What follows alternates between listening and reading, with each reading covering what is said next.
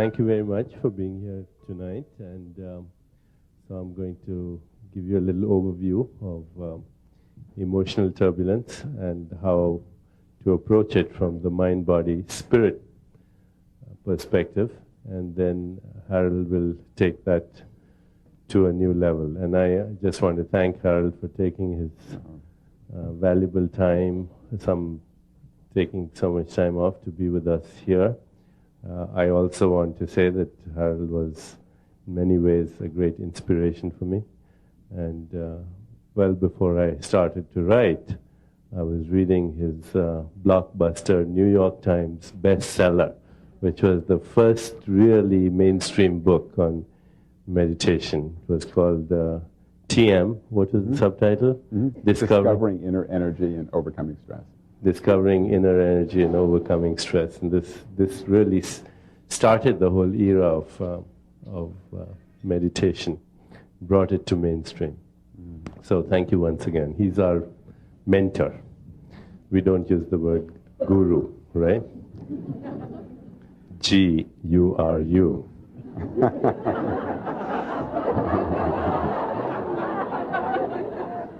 So, should I start, or do you want to say something? Sure. Let me just say, I'm honored. I also feel very old having you refer to me as, and David as mentor, but I feel truly honored to be here this evening and to participate in this dialogue with you. If I had the honor of carrying the ball, you took the ball and scored numerous spiritual touchdowns in bringing the age of enlightenment into the collective consciousness. So. Thank you, Harold. And of course, you know, I didn't mean to imply that you're older than I am. I just look younger.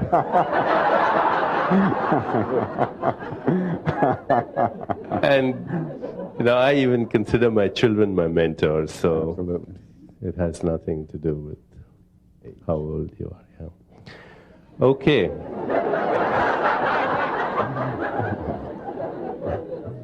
I think one has only to look at the news to see that something is really drastically wrong with our society. When just in the last 48 hours, you hear about murders committed by children. You hear about major celebrities being shot to death by their own wife. There's something very drastically wrong with the emotional health of our society and also with the spiritual health of our society. And in many ways, we are at a very critical point in our history as a species. For many thousands of years, we've been the victims, if I may use that word, of the fight-flight response, which goes back a long time in our history when we were surrounded as hunter-gatherers by predators in our environment who had this idea that we made excellent material for breakfast, lunch, and dinner. And in order to survive, we developed this response. In a threatening situation, we would either run or we would fight. And as I mentioned to some of you the other day, when I was in medical school, we remembered the functions of the limbic system, which controls these survival responses as the 4 F's: feeding and fighting and fleeing and, of course, procreation. So the whole idea was, if you can't kill it, then F it. And unfortunately, that's where we are even today. All you have to do is look at the news, even at the highest levels. So, and it's the culture of our corporate world, it's the culture of our political world. You have to look at what's happening in India and Pakistan at the moment. is the culture of our society. If you were to ask a Vedic seer, what's wrong? They would tell you that it's an imbalance between the masculine and feminine energies of the universe. We have a dominance of the predatory male energy. When the male energy is in balance, then it's okay. It's actually very good. It expresses itself as confidence and courage and decisiveness and valor and discipline and power and strength and will. But when it's not in balance, when it so dominates our culture, it makes us predators.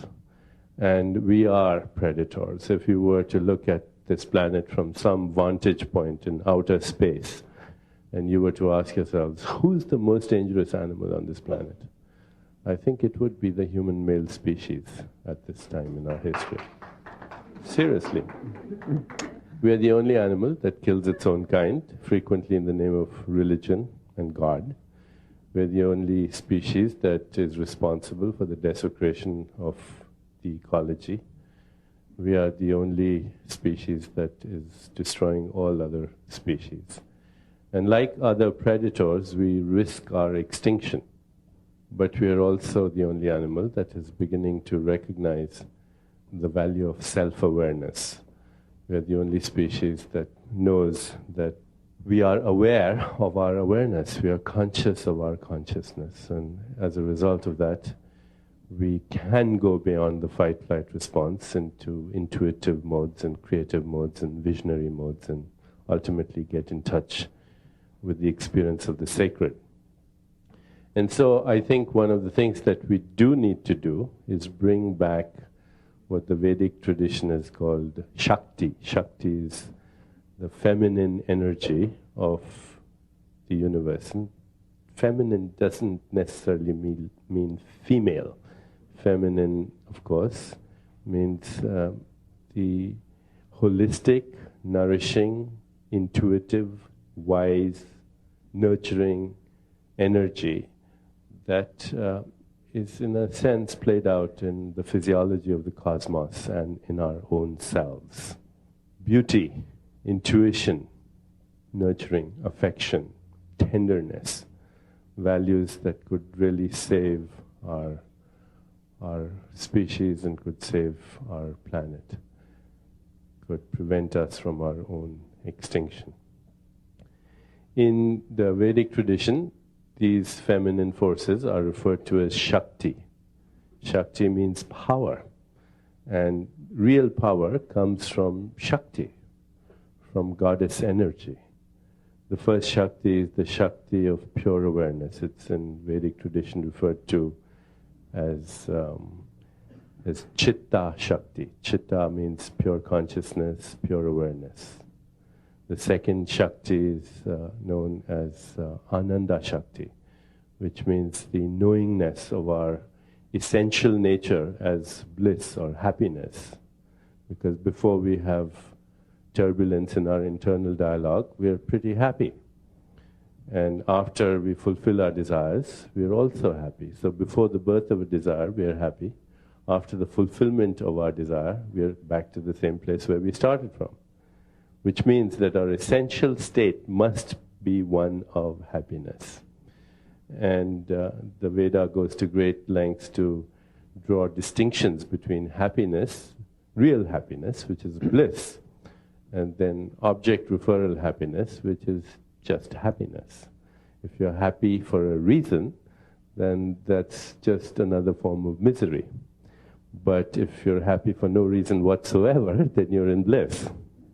Then you're in touch with your own self, the exaltation of spirit. That is Ananda Shakti. The third expression of Shakti, or the goddess energy, is the Shakti of intent. Intention which is grounded in pure being. That kind of intent has magical powers. It has infinite organizing power. It can orchestrate an infinity of space-time events to bring about the outcome that we have intended, because it orchestrates its own know-how. And that orchestration of know-how is called Gyan Shakti, the Shakti of knowingness, which is the same thing as intuition. To tap into a form of intelligence which is beyond the rational, which is wise and nourishing, as I said, that does not have a win-lose orientation, that is grounded in the security of self-esteem rather than self-image. We have this great confusion in our society between self-image and self-esteem. The self-image is just the fear-based anxiety of our ego, and self-esteem comes from knowing who we really are. And finally, there is the Shakti that is inherent in action, which is called Kriya Shakti. So we have Ichha Shakti, the Shakti of intention, Gyan Shakti, the Shakti of knowingness or intuition, and Kriya Shakti, the Shakti of power of action, which is rooted in creativity, an action which is rooted in freedom, an action that is rooted in awareness, not action that is always in anticipation of other people's responses, and therefore action that is generated out of fear of approval, or action that is so grounded in our need to control, so that we are continually playing out control dramas. I think we've mentioned Castaneda once or twice in this course. He says there are only three kinds of control dramas and three kinds of people: the nice, the nasty, and the indifferent. And they're all control dramas. Ayurveda also identifies these control dramas: intimidation, confrontation, which is the pitta control drama; nice kind of manipulation, which is the vata control drama; and the stubborn indifference, which is the kapha control drama. It's quite interesting to see the parallels. And when you do that, you lose Shakti, you lose the power that is inherent in, as I said earlier, the energy of the goddess.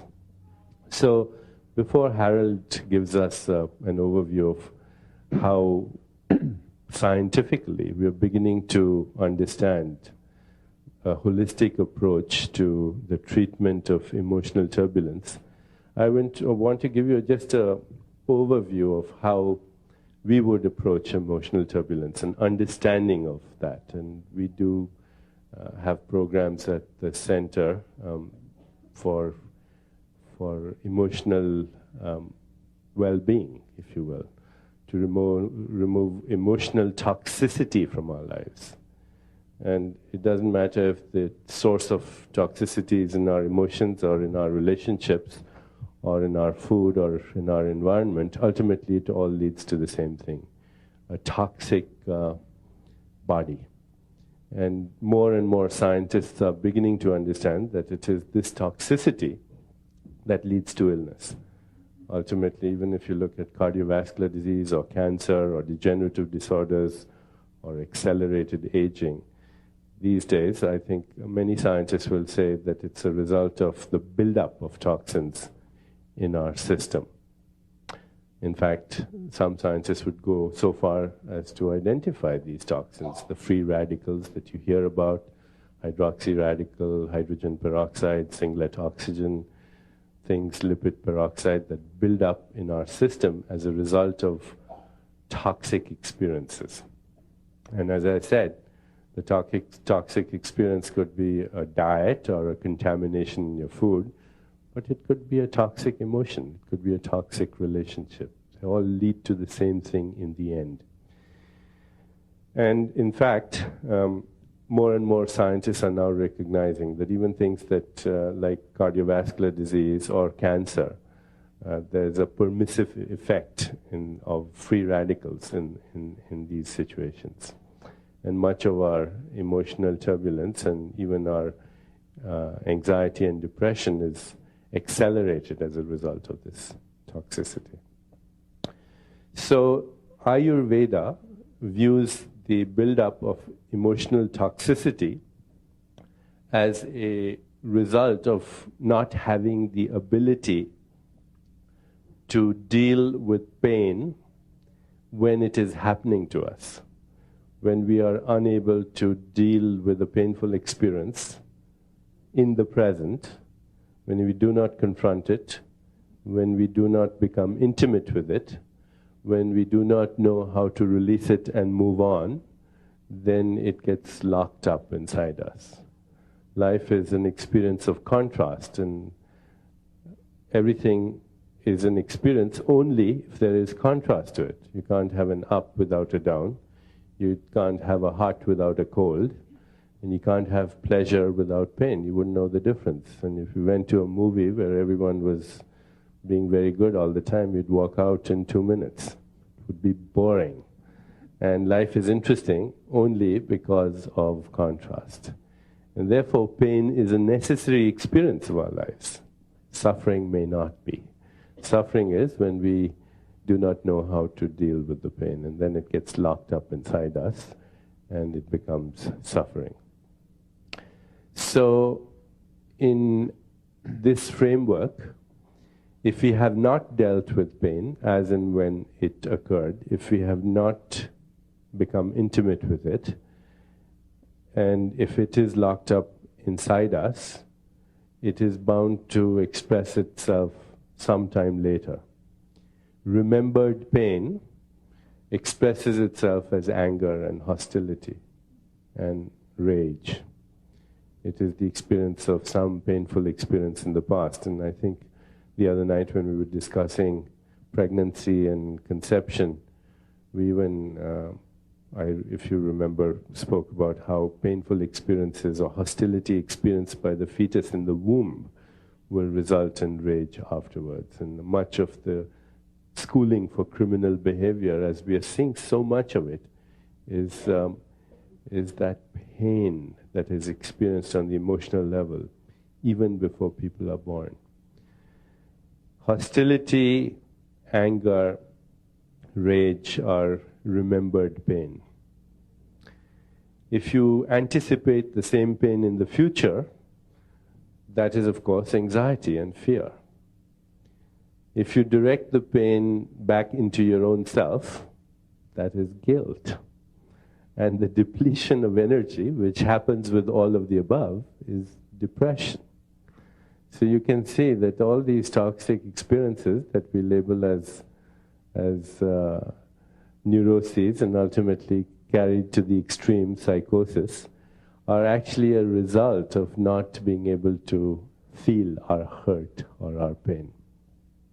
So how does one approach that? And I think for purposes of convenience, we can say that there is a stepwise approach to it in steps. The first thing is, if you want to be clear emotionally, if you want to be free emotionally, we have to take responsibility for our own pain. And frequently we don't do that. We immediately think it's someone's fault. It may be. But unless we take responsibility, then we're not going to be able to deal with it. If we just say it's somebody else's fault, then we're going to hope for the rest of our lives for that somebody else to change. And I think Harold will tell you, even as a psychiatrist who makes his living seeing patients, that it's difficult to change even when you want to change. Try changing somebody else. You can wait forever. So unless you take responsibility for your own painful experiences, and responsibility does not mean blame, it means what the word says, responsibility. So responsibility is just the ability to have a creative response to a challenge.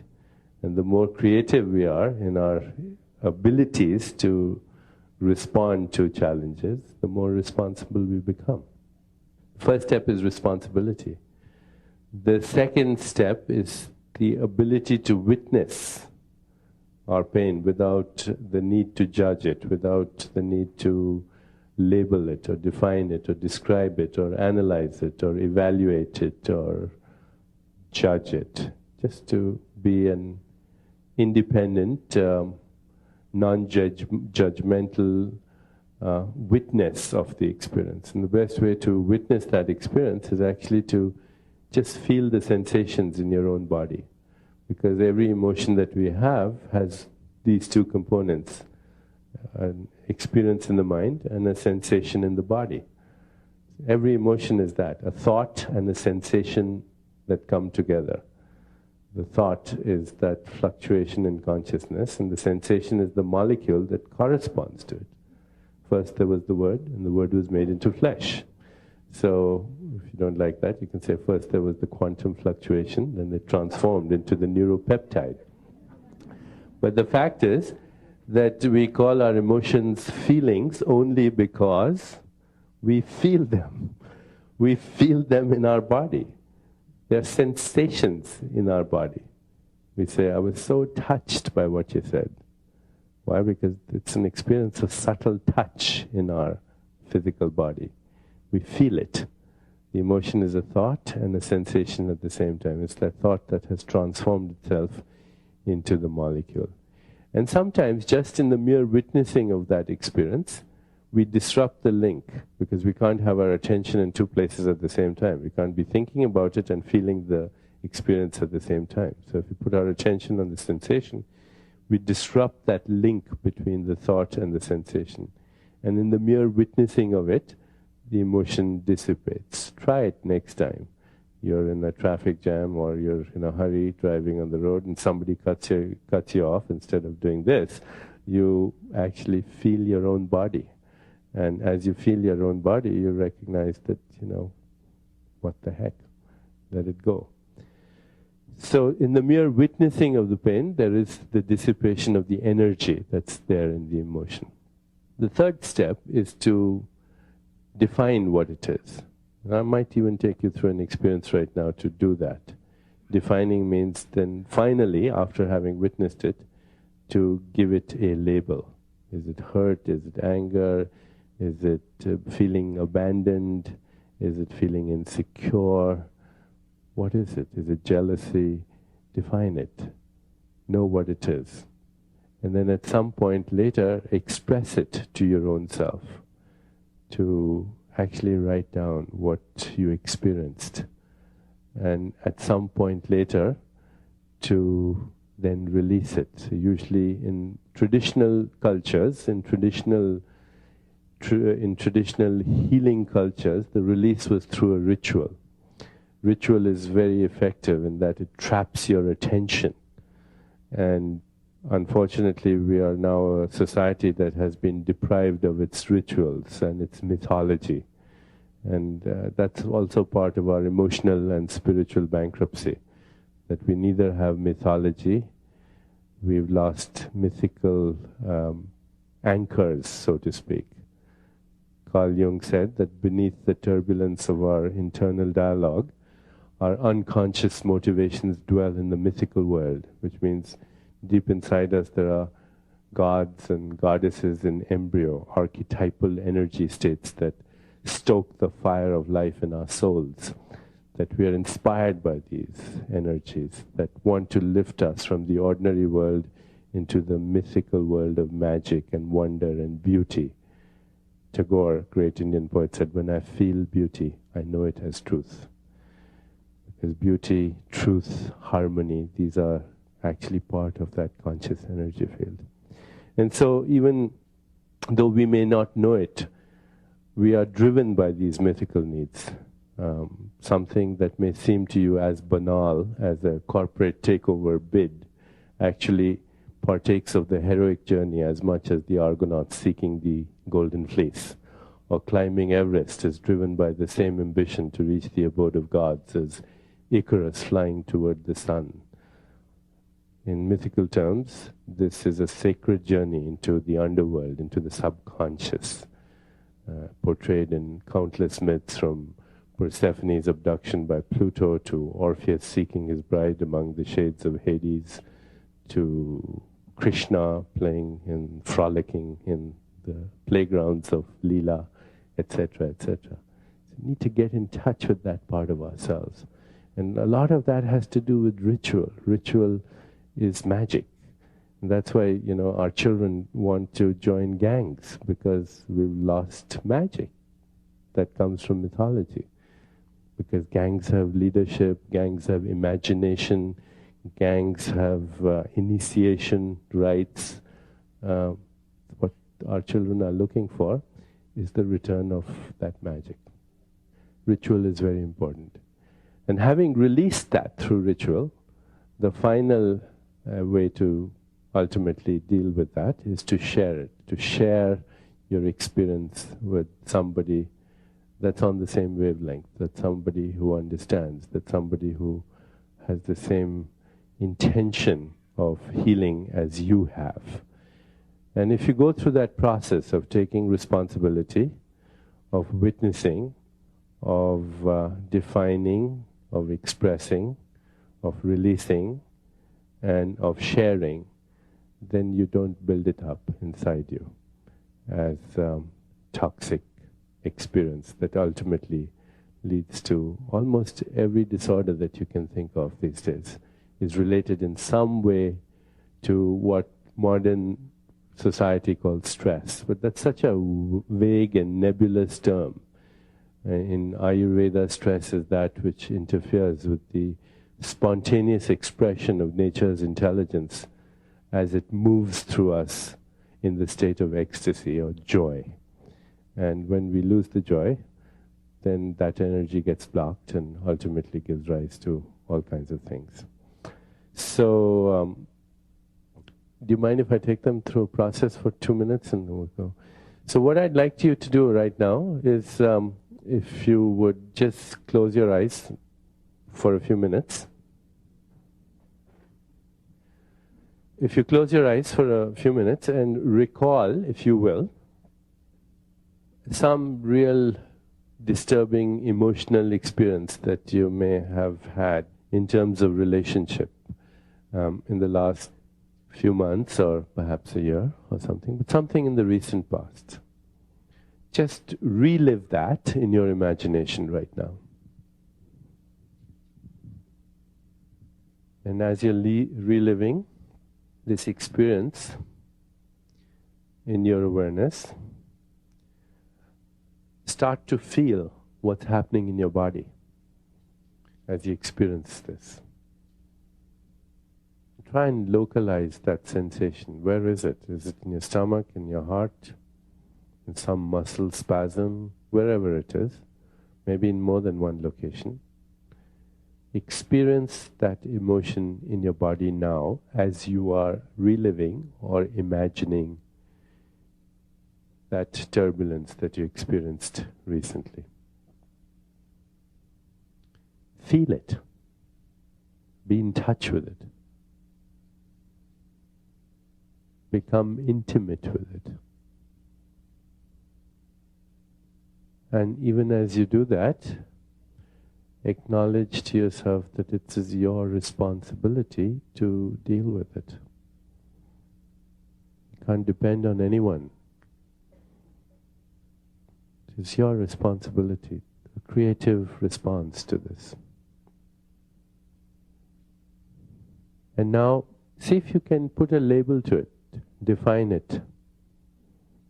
Abandonment, jealousy, insecurity, whatever comes to mind. Okay, so please open your eyes. Taking you very quickly through the first few steps of experiencing, taking responsibility, witnessing, and defining. The next step would be to actually express this by writing the experience, writing what you really feel about it on a piece of paper. And then at some point to release it through ritual. So we haven't gone through those steps, of course, but the ritual could be a ceremony, could be writing it down on a piece of paper and then just burning it. Rituals are very important.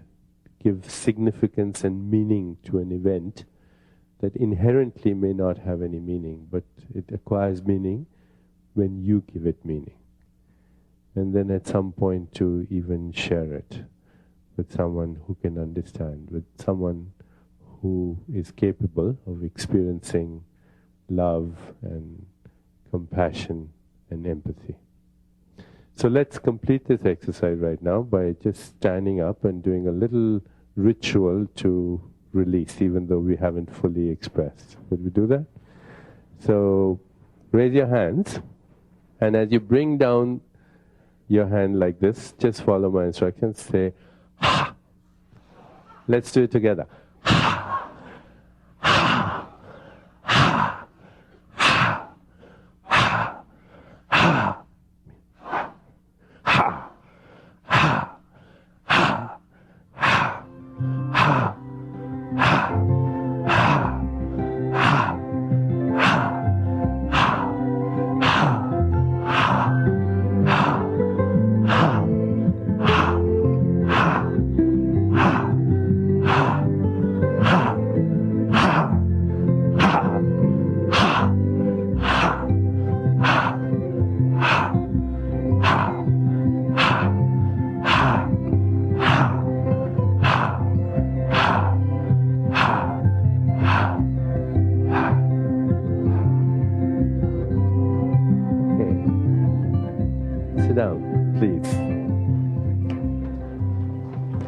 So, rituals can be around many things. The most effective things are those that evoke laughter. Laughter, imagination, visualization, breathing techniques, massage, changing your environment, doing something dramatic, always. Crying can be a ritual. Sleep can be a ritual. So there are many ways of release. And if you do this, hopefully, you will avoid building up emotional toxicity. So that was just a brief introduction.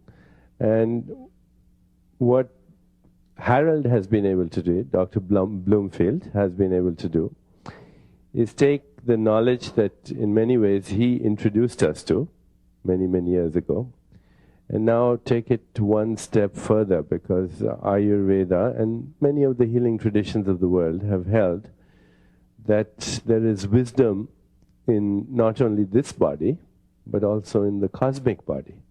We are part of the cosmic body. The microcosm and the macrocosm are inseparably one. The human body and the cosmic body are the same. We are not outsiders of nature. We are insiders.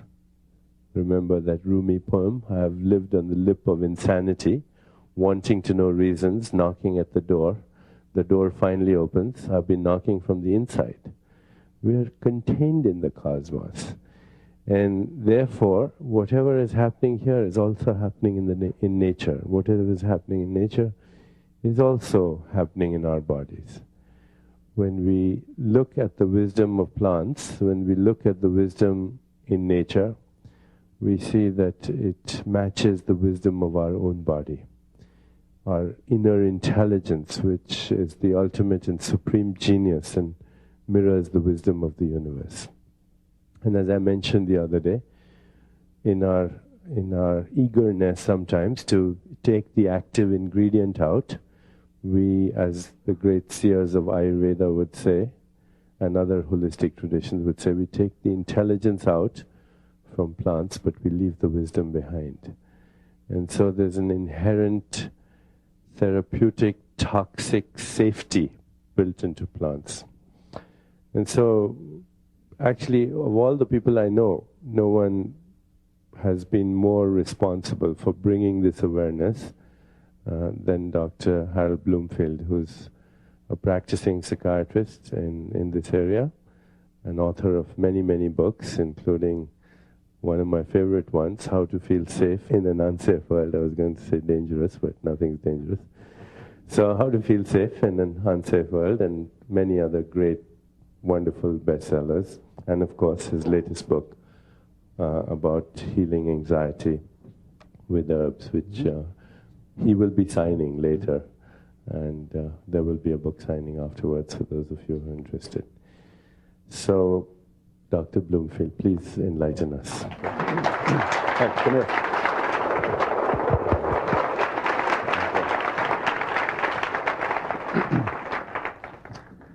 Thank you so much, Deepak. That was a kind introduction and a very enlightening description of holistic healing of emotional turbulence. The process you took us through was going from the ow to the wow.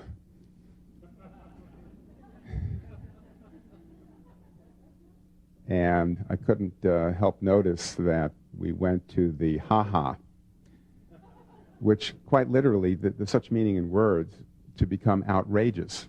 Literally, we start with the rage, what is binding us, what is absolutely great self-righteousness is keeping us stuck in boundaries. And then we take it to the place where we're outrageous. We become unbounded and can be a being of light once again, not just stuck in the carvings in rock. It's a fascinating time that we live in that we're at the cusp, and I think the enlightened seers that Deepak was alluding to, the enlightened seers would say that we're at a cusp moving from Kali Yuga to Sat Yuga, from the age of ignorance to the beginning of the age of enlightenment. And as Deepak alluded, the characteristic of the age of ignorance, these last at least 5,000 years, has been one of domination. That has been the primary model of relationship. Domination between husband and wife, domination between parent and child, between teacher and student, between, quote, boss and employee, and our relationship with nature, where even our metaphors in quote, psychiatry have been about conquering anxiety, mastering stress, conquering cancer. The whole idea of fixing, cutting our way into health and well-being. And we're moving into an era of dominion. We're going from domination to dominion. Dominion, first and foremost, with our own nature. As Deepak said, having more balance between what has been the male energy running amok, which is what chauvinism is, that conquering, that domination, and becoming in balance with the goddess energy, the nurturing quality. And dominion is a very exciting opportunity for each and every one of us. Psychiatry means psyche, meaning the spirit, and iatros, to make whole. And each of us have that opportunity. I couldn't help noticing a beautiful bluebird flying by, and that is a good metaphor for each of us, the freedom to leave our boundaries. Let me describe, if I may, I'm going to take a moment and have Deepak do me the honors of...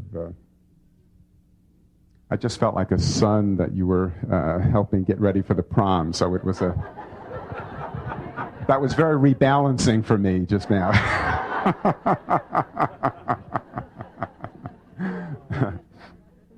Let me, first of all, describe some of the statistics. 65 million Americans suffer from anxiety annually. Depression, 30 million people. Insomnia, 70 million people.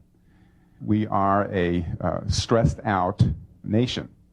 In the Western world, we have become addicted to velocity, moving faster and faster without learning how to bring rest to our nervous system. And plants have a marvelous creative intelligence to restore balance. I've even come to think of a human being as consisting of an animal-like body, but with a plant-like nervous system. You can think of the brain as being cauliflower-like, and our spinal column and spinal nerves as being a root-like structure controlling that animal-like body. And as we get more in touch with our plant-like nature, we get more in touch with the planet, the fact that we are earthlings, we are earth creatures, and in acknowledging that and nurturing that, our spirituality which is bound in the Earth Mother, can truly begin to flourish. Let me briefly take you through some of the incredible herbal medicines that are coming into our collective consciousness. And interestingly, by looking at these units of creative intelligence through the window of science, which is a real integration of the masculine and the feminine, the scientist and the artist. One, of course, was St. John's wort. There have been now 38 double-blind, placebo-controlled studies that St. John's wort can be as effective as synthetic antidepressants, Prozac and the like, for mild to moderate depression. Indeed, Hippocrates prescribed St. John's wort for nervous unrest.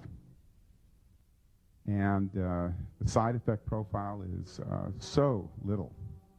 There's a little bit of photosensitivity for those of us that are light-skinned, but remarkably little in the way of side effects. Another few herbs that we need to be aware of is kava. Comes to us from Fiji. I think it's no accident where these herbs come from. Kava is a wonderful natural tranquilizer. Just think of Fiji and the whole joyous culture, celebration of nature. And kava has been shown in studies in pharmacopsychiatry and other leading journals to be just as effective as benzodiazepines.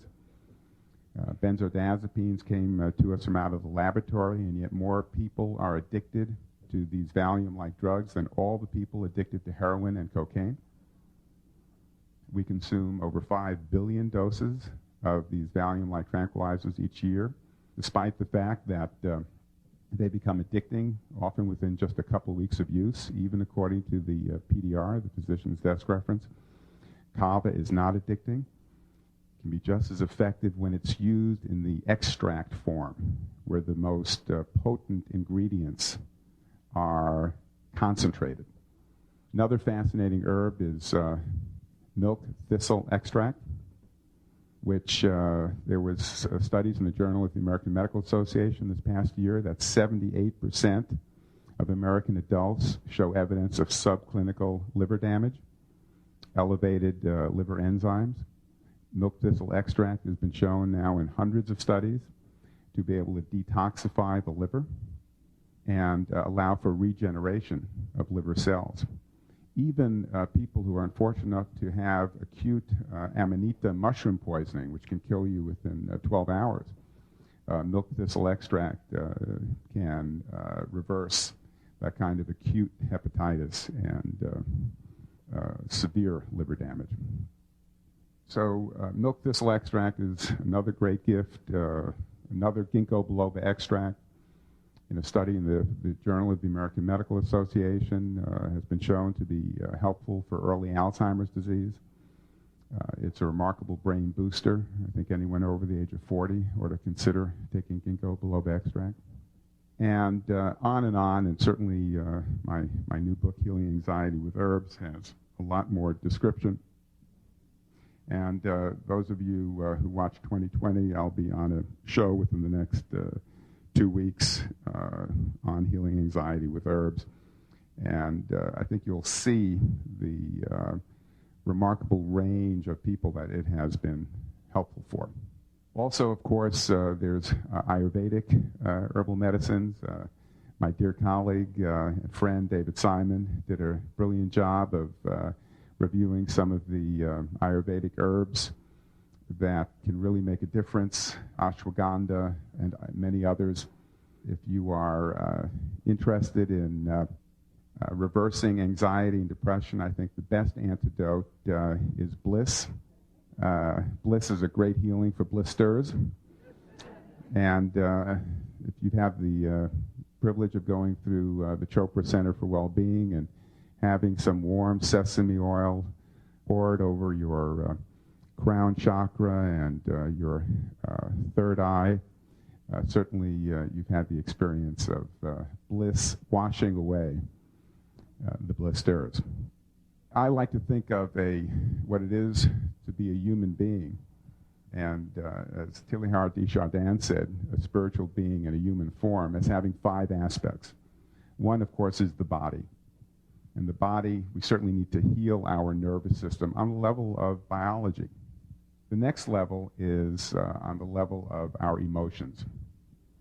And sometimes we need to do that with great catharsis.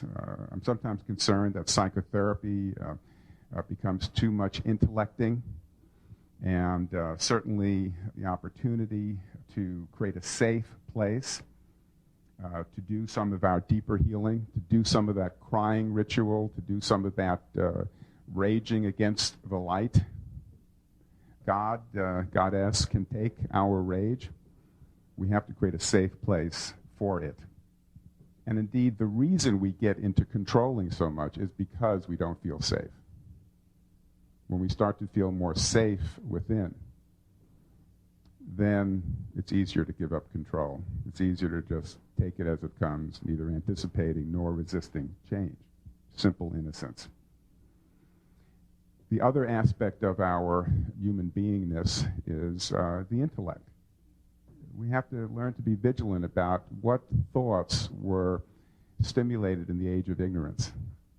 And as we start to experience the light, bring our thoughts, emotions, and behaviors into that, literally washing some of the carvings in rock in our nervous system, the resentments from childhood, the resentments from adolescence where we were competing with one another and comparing with one another, and learning to bring that into the light, where we realize tatvamasya vilaksham, I am that, thou art that, all this is that.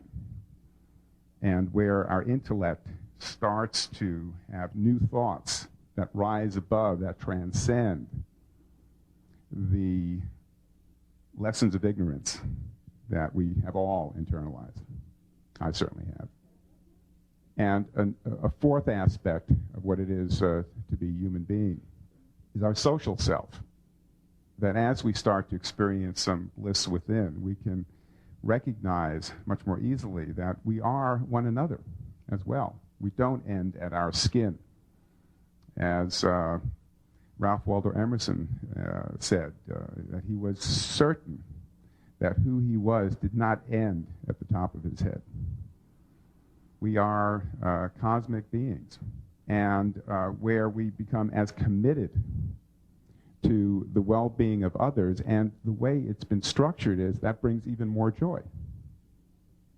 Not doing it out of martyrdom in the age of domination. Spirituality became associated with martyrdom. You literally died for your cause. The more pain and agony you could die in, the more you would be elevated to sainthood. In the era of dominion, it's the ability to radiate bliss and maintain that bliss even in some dark places. That is the new model of spirituality. And finally, the fifth aspect, which I've already alluded to, is our spirituality. But it's a living spirituality. It's not simply codified beliefs. It's recognizing every moment as the bluebird of happiness flies around our room this evening, that life is, first of all, a series of amazing lessons for us as an individual. I feel extremely humbled and privileged that I've been able to learn many lessons, and I look forward to many more, and then start writing about it. Certainly, each one of us has an amazing story of love that has gone through the era of domination and submission in our own lives, and where our spirit at times has been trampled, and where we felt shame. Shame is an extremely important emotion to heal. In fact, we're so ashamed of shame that we won't even acknowledge it.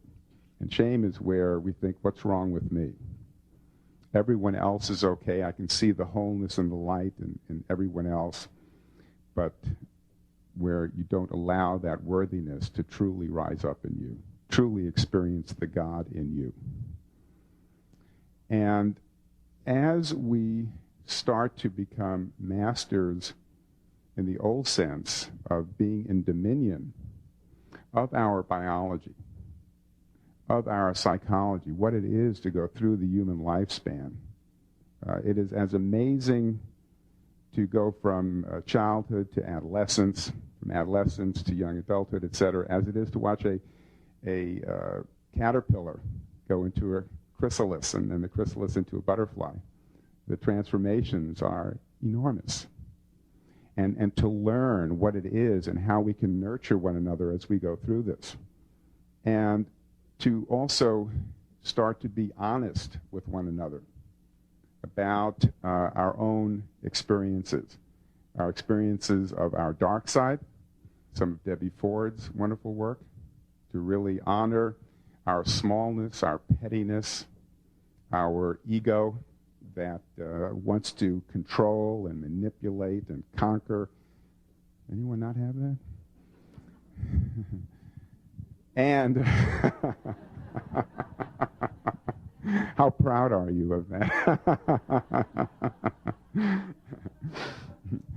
and moving into dominion, our higher self making a place for ego, making a place for being responsible for our localized perception, and at the same time really honoring our own inner nature. Herbal medicines are coming to the fore right now. They've been around for thousands of years, but they're coming to the fore right now because we are recognizing the importance of Mother Nature. The essential, our rainforests, we're literally destroying our own alveoli, our own lungs, as we speak. And undoubtedly thousands of herbal medicines that could help us cure cancer and lower our cholesterol level and other marvelous healing opportunities. So I urge us to become more familiar with these gifts from Mother Nature that remind us of the gift that each one of us are. We too are a field of flowers, and the emotional turbulence that we experience from time to time is a contrast for the bliss that we know is our deepest experience. And to honor our healing journey. Sometimes we talk about, they are doing their healing. We're each doing our healing in very profound ways.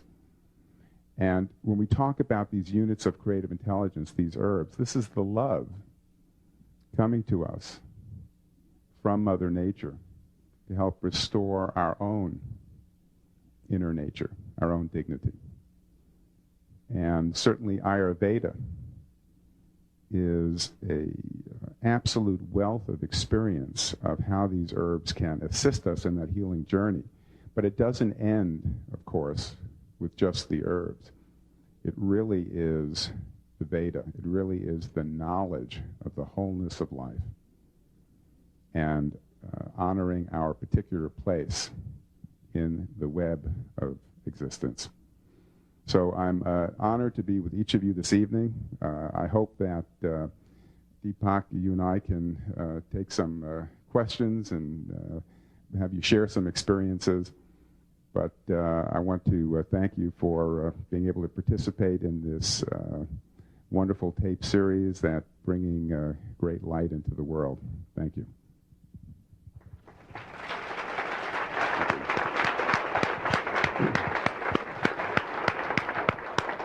I'm going to ask you a couple of questions, if that's okay. But Sure. As you were speaking, when you spoke of shame, I went back to a poem from a long time ago from Rumi, who says, by God, when you see your beauty, you'll be the idol of yourself. When you were speaking of ego, he says in one place, I want to sing like birds sing, not knowing, not caring who hears or what they listen to. Or what they think.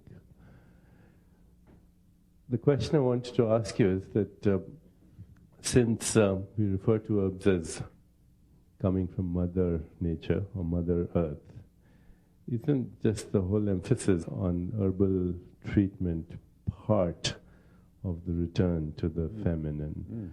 And secondly, that in a sense, if you begin to understand, even from the point of view of physics, the forces of nature that you've spoken about before as the unified field, which is electromagnetic forces, gravity, strong and weak interactions. Ultimately, it's all electromagnetism, isn't it? I mean, they're all inseparable. And so plants are beings of light because they take that light, the electromagnetic spectrum, and when we eat plants, or even when we eat animals that eat plants, we're really ingesting light, and we're all, in a sense, just the same light circulating. And the whole goal of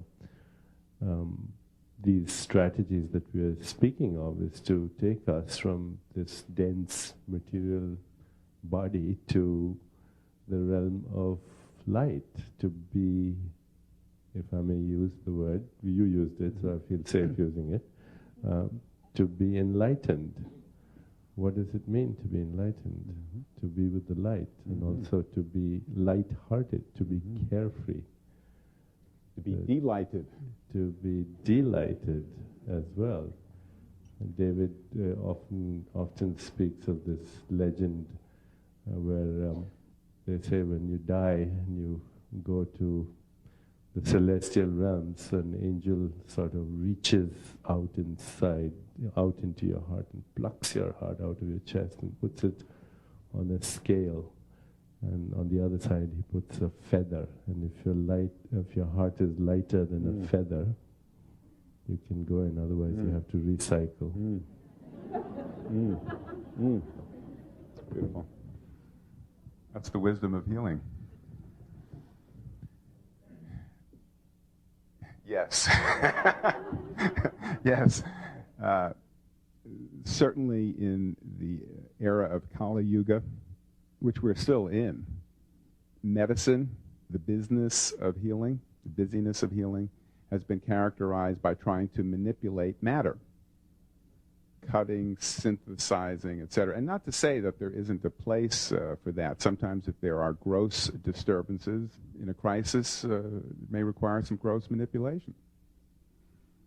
We don't want to have shame associated with these things. In the era of Sat Yuga, which we are moving into at the speed of light, the medicine we are all contributing to and part of is energy medicine. Recognizing that while we may appear solid to one another at this very narrow band of the electromagnetic spectrum, that the larger truth is that we are beings of light, space that has somehow found a way to make these sounds that we recognize and interpret and bounce back and forth to one another for the sheer delight of it all. And where energy medicine will be bringing in higher energy forms to bring us into light chaos as opposed to chaos that matters.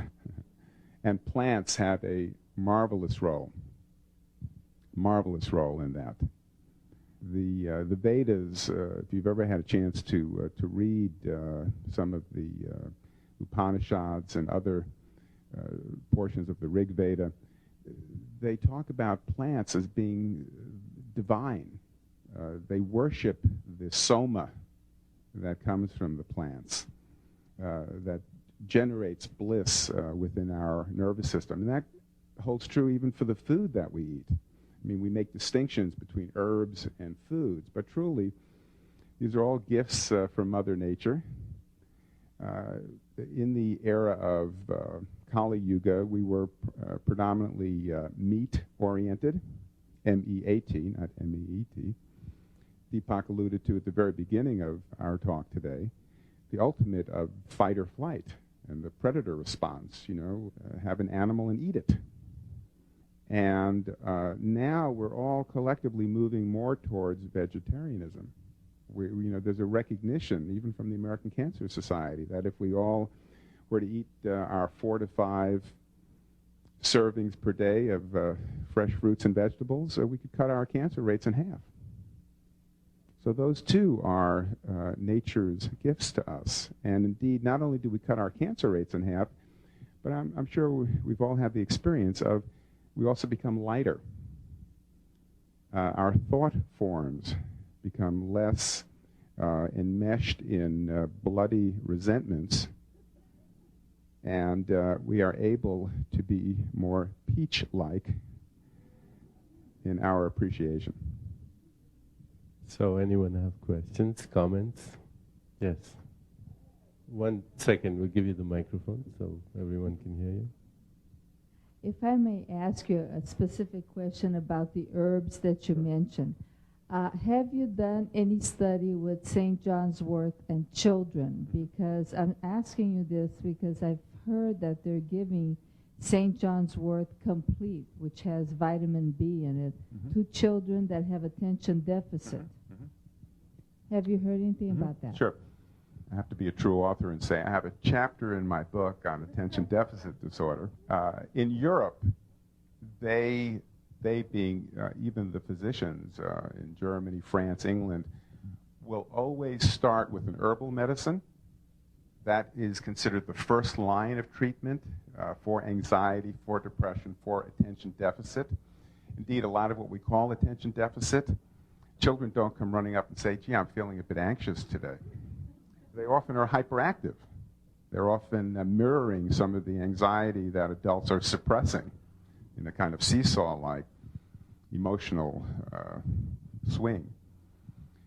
There's a great deal of research showing that, and there's basically 2 types. There's attention deficit hyperactivity disorder that responds very well to kava, valerian root extract, chamomile, hops that help a child to calm down, but without the harsh side effects that kids are particularly susceptible to with the synthetic antidepressants and major tranquilizers.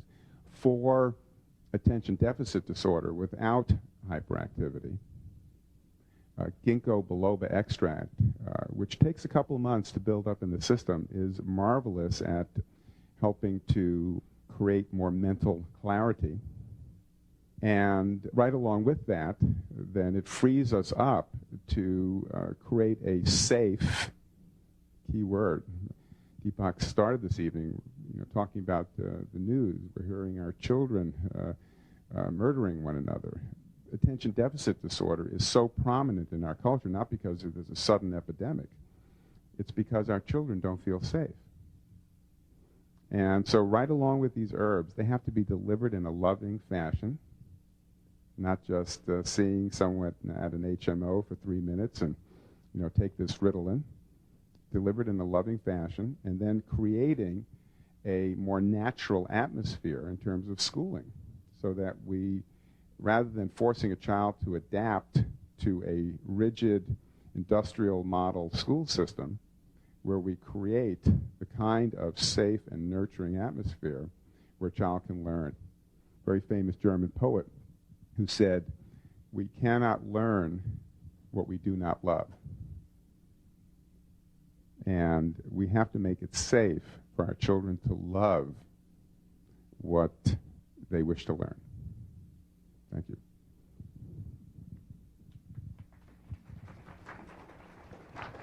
Over here. Could you bring the microphone here? Thank you. Do herbs have any role in treatment for tardive dyskinesia? And if they do, what kind of herb?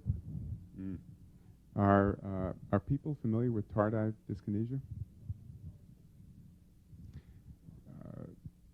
Tardive dyskinesia is not exclusively but frequently found as a horrific side effect to the major tranquilizers, the phenothiazines, that while they certainly have, and please, have had a marvelous role in early treatments for schizophrenia, quite a number have developed tardive dyskinesia with all kinds of very difficult muscle spasms and that sometimes are irreversible, even when the phenothiazines are discontinued. To answer bottom line, no. There is no specific treatment as yet for tardive dyskinesia. What's interesting is that the whole treatment of psychosis began in India 5,000 years ago with the use of, it's called Indian snake root, reserpine, which, Indian snake oil, thank you. Was it snake oil? And certainly I'm convinced that there are still herbs out there that we have not fully looked for, that ethnobotanists are rapidly trying to travel the world before we destroy these future medicines, that can be an ideal treatment for psychosis without those kinds of side effects. If you look at psychosis, it's the loss of boundaries. And certainly there are mental illnesses. In general, herbal medicines are more for the mild to moderate variety of anxiety, of depression, of stress disorders. However, the search for these remarkable units of creative intelligence, and even as potential cures for tardive dyskinesia, need to continue. Thank you. Hi, I just wanted to thank both of you. I don't think you know it, but on Monday I'm going to go to the Chopra Clinic to do 3 days of Ayurvedic, and then... You lucky stiff. But then I get to come see you on the 10th. And I just wanted to say, I wanted to thank, so you know, your staff has been so great in trying to accommodate me and help me. I've been, I don't want to use the word suffering, I've been off of work healing myself from a diagnosis of severe depression. I don't think I look very depressed here right now. And it's just been really hard. Both of your books and your centers have just helped me so much. For traditional medicine, there was no help at all. I had a call from one of Dr. Chopra's nurses the other day just saying, I'm just calling to see if you're okay. You don't have to call me back. And another thing, your book, The Healing Depression, I was really afraid. I'm taking Effexor, and I was like, oh, they're going to put me on drugs. They don't know. And then you said it's okay. It's okay. Absolutely. So just thank you so much, both of you. You're so sweet. And tell me your name? My name is Linda. Linda. I look forward to know you more on the 10th as well, but you'll be blissed out by then. I'd like to, talking about staff, I'd like to acknowledge, if I may, a number of amazing people in my life. First and foremost, my wife, Sarah Batiste, and my assistant, Diane, and my agent, my book agent, very important, Margaret McBride. They're sitting right here on this table, and I'm surrounded by goddess energy of the highest frequency. I'm a lucky man.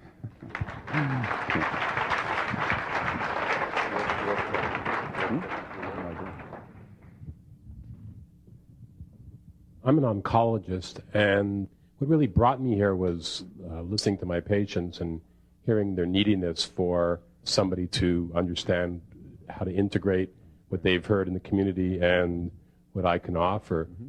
And I think it's really unfortunate that myself and my colleagues have no grounding, no where to really learn about this and to be brought more into the mainstream of the complementary medicines that are available.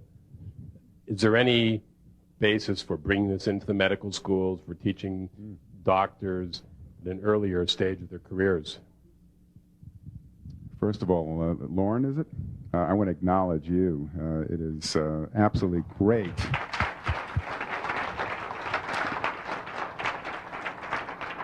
And the revolution is going on right here, right now.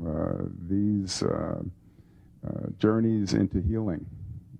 And the fact that each of you are here, you're not only here for yourself, you represent an absolute transformation of consciousness. And so you're making it happen. I can tell you this, I am literally experiencing no resistance. Sometimes I'm asked, physicians in general now realize that we need these, quote, alternative modalities. In fact, it's now being called already integrative. integrative. We need to keep a good science about it, a systematic means of gaining reliable knowledge. I could tell you later, a number of medical schools that already have some really excellent additions. There's still additions to their program. And I've been doing a series of seminars across the country for physicians and other health professionals in herbal medicine with just great attendance, remarkable. What I still would like to see, however, is to have the experience of going through medical school be a journey into our own healing.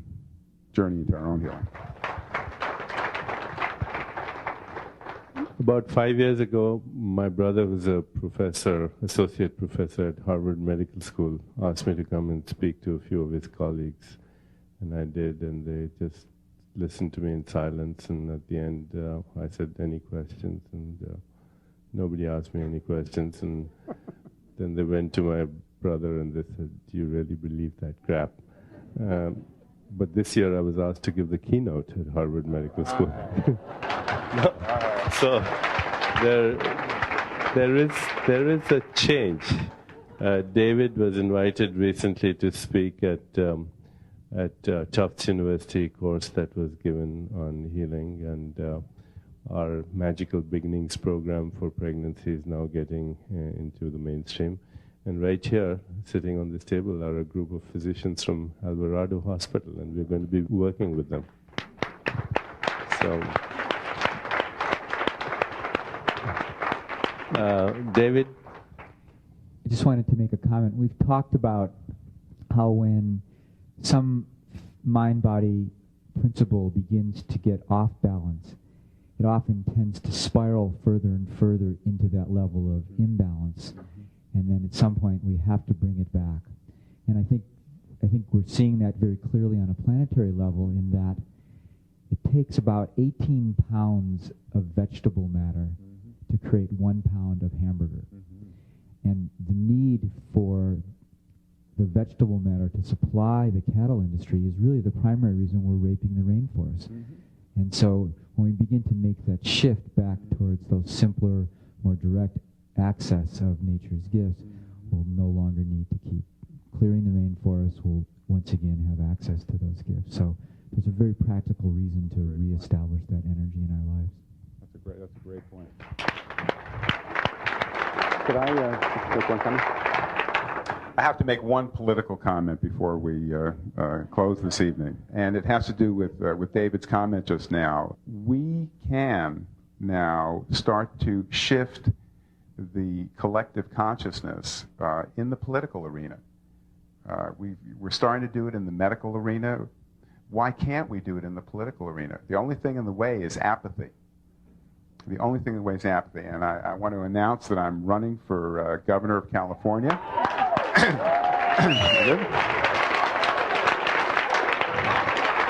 And it's one of the Natural Law Party is the fastest growing third party in America. There were over 2.5 million people voting for the Natural Law Party in the last election. And a vote for the Natural Law Party is not a wasted vote. It is a vote for, first and foremost, having preventive medicine be the #1 priority in society. We can cut our expenditures. We're spending $1 trillion in this country on so-called health care. It's disease care. And we haven't budged our life expectancy because of any of those interventions. And we have the knowledge already through the practice of meditation, through nutrition that is more plant-based and less animal-based, and through good exercise programs and learning how to process our emotions instead of, be stuck with them, to cut our healthcare expenditures in half, and to bring out the genius of every human being. No one should be leaving our school system without a sense of enlightenment, without experiencing their own light. So join us. Join us. That's right. If you're in California, please make sure that you do vote, and I'm going to be voting. You're so sweet.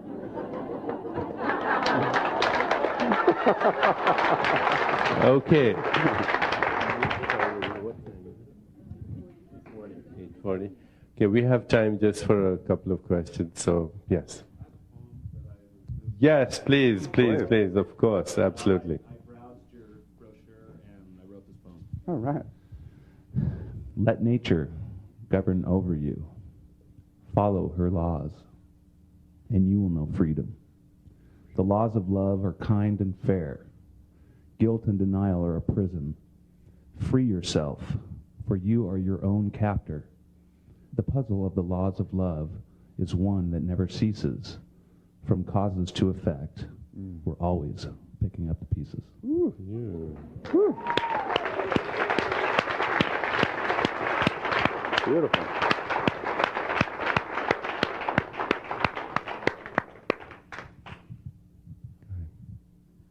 Do any of you take any type of artificial antioxidants such as vitamin A, E, C? And do you believe in it for prevention of aging? Yes, we do believe in antioxidants, but we also prefer, if possible, to use herbal antioxidants. In Ayurveda, there's an herb called amlaki. The Latin name for it is Embolica myrobolum. It's supposed to be the most powerful antioxidant on planet Earth. It has all the 6 tastes that Ayurveda recommends. It has been used for thousands of years, not as an antioxidant, but as a rejuvenative. It is used in Europe, it is used in Eastern Europe, it is used in all over Asia. It's the only country in the world where, because you cannot patent an herb, it has no interest in the pharmaceutical industry. Having said that, we do believe in the use of all the vitamins that you mentioned as well. You can just call our center anytime. It's called BioChavan, that's the name of it. Powerful. So it's right here, actually. Right. You can. Okay, last question. This lady here, please. Can you address a little bit about possible drug interactions? I know there have been a couple of things on television about kava and benzodiazepines, as well as ginkgo biloba and some nonsteroidals. Sure. And how the other issue is how we let our patients know it's okay to tell us that they're taking herbs so that we know. Very good, very practical questions. And I like that we're ending on a practical note. First of all, anything potent needs to be prescribed, taken with great respect and humility. There was an article, a letter actually, it wasn't an article, sent to the Annals of Internal Medicine describing a case of one where someone had been taking a good deal of Xanax and, as it turns out, other synthetic medications, and started on kava and then went into, they said a coma, but it turned out basically was stuporous for a few hours, went to the hospital and was sent home. And of course the herb was blamed for it. Certainly anyone taking kava, which affects the central nervous system, should not, as a general rule, combine it with benzodiazepines or other central nervous system drugs, including alcohol, without certainly physician guidance. Also, other examples of interactions that we need to be careful about and need to be able to answer for our patients are ginkgo biloba, which is a fantastic herbal medicine. However, if you are on a blood thinner, if you are taking heparin or Coumadin, ginkgo biloba also helps reduce the stickiness of platelet aggregation. And if you're taking a good deal of aspirin, that can start to create occasional bleeding problems. So it's very important for the modern day healer to become extremely well versed in the pharmacology that has been developed, as well as herbal medicines, and to recognize that these are all, on some level, drugs, but to appreciate that where herbal medicines have their, I think, most profound role is to start to reverse dis-ease, the disorder and dissatisfaction, all the dissing, before it becomes gross disease, gross disorder, anxiety disorders, depressive disorders, and so forth. And before, we have to be using pharmaceuticals. That herbal medicines primarily are a first line of treatment and healing that are very complementary to the practice of meditation and to all of the lifestyle changes that we are starting to make as we move from the era of domination into the full bloom of dominion. It's an absolute joy to be with each and every one of you this evening. I look forward to getting to at least say hi. I'll be signing some books down below, and I look forward to getting a cramp in my hand. And I want to thank and honor Deepak. You are a true spiritual warrior. I love you. And you too. All right. And I love you three. So thank you so much. All blessed. Thank you. Good night. Thank you very much.